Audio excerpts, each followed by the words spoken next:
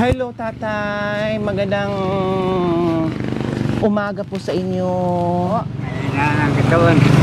Sinong inaantay niyo po? Ha? Anong ginagawa niyo po dito? Bakit nakaupo kayo? Mayroon kayong inaantay? Nag-i-standby lang. Nag-i-standby lang kayo. Saan po ang bahay niyo? Nandun. Sa malayo pa? Ayun sa bukid. Sa looban? Ayun sa bukid lang po. Sa bukid pa. Anong pangalan niyo po? Kondrado Infante. Po? Kondrado Infante. Si Tatay Kondrado. Ilang taon na po kay Tatay Kondrado? 23. 73 years old. Nasaan si nanay? Nasa bahay niyo? Ay, wala na. Ay, patay na. O sino kasama niyo po sa bahay? Ako lang mag-isa. Kayo lang mag-isa. Pwede bang bumisita tayo sa bahay niyo? Okay. Okay. So ayan po mga kabayan, no, nakita na natin si Tatay Dominador. Tama ba ako, Dominador? Ay nagtambay daw, nag-standby.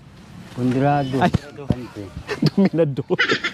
Kondrado pala. Pero pag minix-mix yun, hinalo-halo, Dominador na din. So ayan po mga kabayan, pupunta tayo ngayon doon sa bahay niya kasi nakatambay lang si Tatay dyan. So sabi niya mag-isa lang daw siya sa bahay niya, nasa bukid. So titinan natin. Dati hanggang dito tubig. Ito. Ayan po ang daanan. Mababaw lang. Ay, Tatay Kondrado, ito talaga yung daanan nyo. Ito yung dinadaanan ko. Paano pag yung tuloy-tuloy yung ulan? Ayun. Ahon na ako. Aahon kayo. Nasaan po yung bahay nyo? Ayun. Ay, ayun na. Apo. Aahon kayo kasi nilulubog na kayo sa tubig. Abot na yung papagang hinihigang ko. Ngayon nga po, 2 araw na halos walang ulan. Paambon-ambon na lang, pero yung tubig hindi pa Ayun. humupa. Kung minsan, inabot ang ganyan po. Pag nandito yung tubig, Hanggang dito. hanggang dyan, so kayo, paano kayo pupunta dito para bibili ng pagkain? Akala ko sampayan. Akala ko po sampayan itong mga kabayan. Ito pala, pag lumaki ang tubig, guide niya. Para hindi siya maanod or mayroon siyang hahawakan. So ito yung nagsisilbing guide niya. Ginaganon ko po. Ayan. So ito po mga kabayan.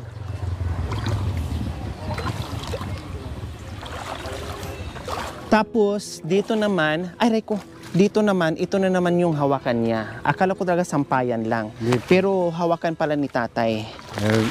Pag minsan, baka malubog ako.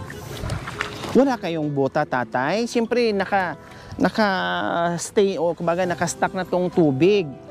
Wala kayong bota, baka mamaya may sugat yung paa nyo, no, magka-leptopyrosis kayo, magkasakit kayo, delikado.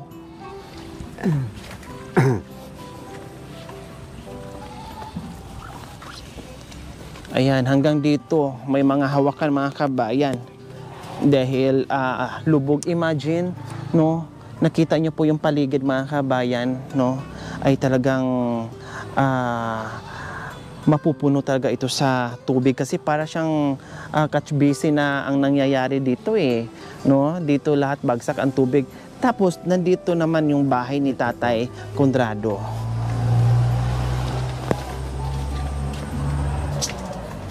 Ayan. Welcome sa bahay kubo ni Tatay Kondrado. Napakasimple, no? Dito nakatira at nanira si Tatay Kondrado. Mukhang bagong saing po kayo. Anong ulam? Walang ulam po. Ay, nangalahati yung kanin. Kumain na po ba kayo ng tanghalian? Walang ulam na. Walang ulam. Okra. Pero may okra, Okra. Fresh na fresh po yung okra nyo. Anong ginawa nyo po sa okra? Nilaga ko po. Wow, sinawsaw sa Suka. bagoong. Tauyo. Toyo lang. Walang bagoong. Ayan po, Saan po ito galing? Ayun dyan lang. Meron po kayong pananim. Ayun lang yun. Yung mga gabi, sa inyo po ito? Opo. Wow, okay lang, no, mga kabayan, kahit paano ay may kapirasong lupa dyan si Tatay Kondrado. May mga gabi siya, Tingnan nyo po mga kabayan, no, may mga gabi, tapos may mga okra siya dyan at malunggay. Katulad dito, walang ulam, no, pero mayroong okra, inalaga lang at healthy pa, masarap pa. Di ba? Kaya diska-diskarte lang. Tatay Kondrado, kumusta naman ang buhay-buhay nyo dito? Kung mayroong kakain, hindi na lang ako. Ilang taon na pong namatay ang misis nyo, Tatay? Tagal na po, murang 39 niya. 39 years old pa lang po siya, namatay na. Bata pa. Bata po. Bata pa. So, ilan po ang anak nyo? 3. Tatlo. Kumusta naman po ang mga tatlo nyong anak? Matagal hindi ko na nakikita. Bakit matagal nang hindi nakikita? Malayo po ba dito? Hindi po nakatira dito? Sa Manila sila Lahat po nasa Maynila. So, ibig sabihin, ilan sa tagal? Ilang taon na po na hindi nyo nakikita yung mga anak nyo? Mga 20 taon na siguro. 20 taon. Bakit umabot po Tatay Condrado? Umabot sa 20 taon, 20 years, 2 dekada. Bakit umabot po? Dahil po na, hindi na, dati tatrabaho ko yun. Wala na, hindi ko kaya. Muli na ako. Okay, sige. Dati po, nasa Manila kayo nakatira. Opo. Doon po ba namatay si misis nyo?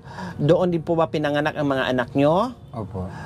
So, nung namatay ang asawa nyo, bumalik ka dito sa Pangasinan. At dito na kayo nanirahan, naiwan yung mga anak nyo doon. At hanggat nagkaaroon sila ng kanilang pamilya. Opo. Ngayon, ay hindi sila nakabisita dito sa inyo.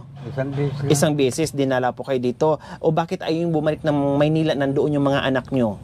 Ayaw ko na po dahil wala na akong panghanap buhay doon. Hindi ko kaya. Hindi ko kaya magtrabaho. O kahit hindi nyo na po, kahit ayaw na po magtrabaho, ang okay lang, walang problema kasi nandoon naman yung mga anak na susuporta sa inyo. Hindi naman kayo pababayaan noon. Hindi, kung may pera ko, pwede akong dumaraw. Papasyalan nyo. Opo. Pero sa tagal na ng panahon na, biro nyo 20 years na kayo hindi nagkikita, Pero alam na ako, nandun mga kamag-anak. hindi nyo pa nakakalimutan, hindi kayo nag-uusap sa telepono, Wala po akong cellphone. walang cellphone. Nangyari, talagang kakayod kayo dito para makakain kayo. Siyempre, wala yung contact sa mga anak nyo. Kung gusto nilang tumulong, hindi rin nila mapadala dahil walang contact sa inyo. Ganon. O anong hanap buhay nyo po dito, Tatay Condrado? Kasi sabi nyo, pag pumunta kayo ng Maynila, ay hindi na kayo makapagtrabaho. Ngayon, anong trabaho nyo po Kung dito? minsan, naglilinis ako. Bibigyan ako ng pambili ko ng bigas. Yun na lang. So, bibili ko. Kung walang ulam, magtiis na ng gulay. opo. Masarap, healthy yung gulay. Kaya siyempre minsan naghahanap din kayo ng ulam. Kumbaga yung Kung- karne. Kahit kung mayroon, salamat po. Kung wala, Kung wala, magpasensya. Tulad ito, nag-ulam ako ng okra. opo. So, may bigas pa po kayo, Tatay Condrado. Mayroon din kahit puntin, mga kalahating kilo pa siguro. Kalating kilo. May pera pa po kayong hawak. Wala po kahit isang, Kahit piso. Bakit? Binili nyo na ng bigas noong nakaraan? binili ko ng bigas. Magkano po yung binayad sa inyo doon sa ginaw yung paglilinis? Kung minsan, 150. 150. So, yung 50, anong binili nyo po? Bigas. saka Bigas ulam, at- kape.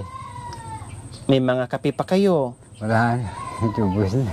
Wala na. So, ang bukod tanging naiiwan ay bigas. Meron kahit kunti. Pinagkakain akong ganyan. Tapos, yung kalahati, mamayang Mamaya hapon ulit. nag-almusal kayo.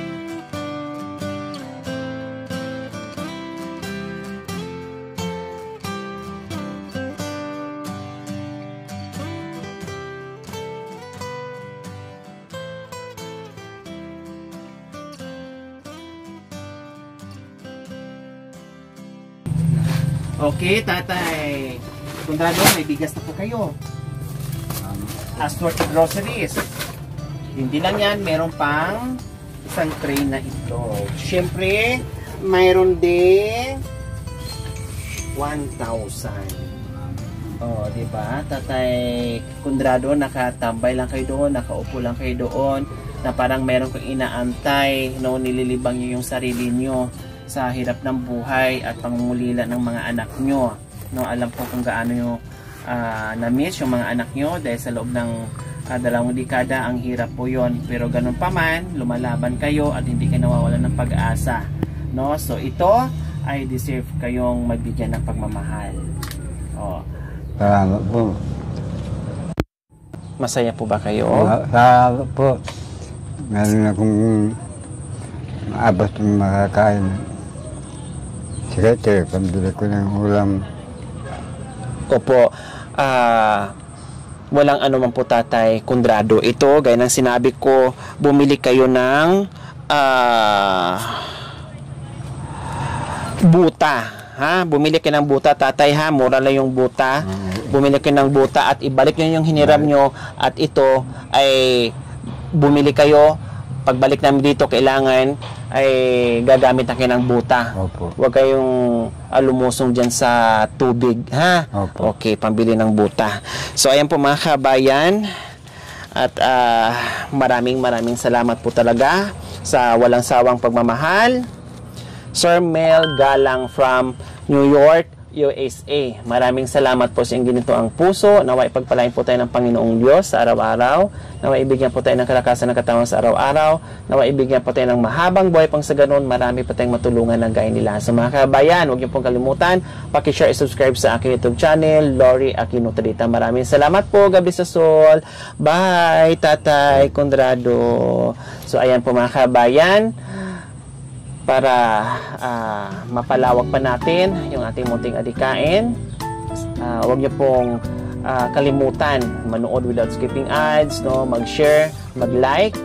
Sana ay tuloy-tuloy po yung pagsuporta niyo po sa akin para lalo pang umangat yung channel natin at lalo din pong mas marami pa tayong matulungan na mga kagaya nila. Kaya maraming salamat po sa ating lahat. Bye-bye po, Tatay.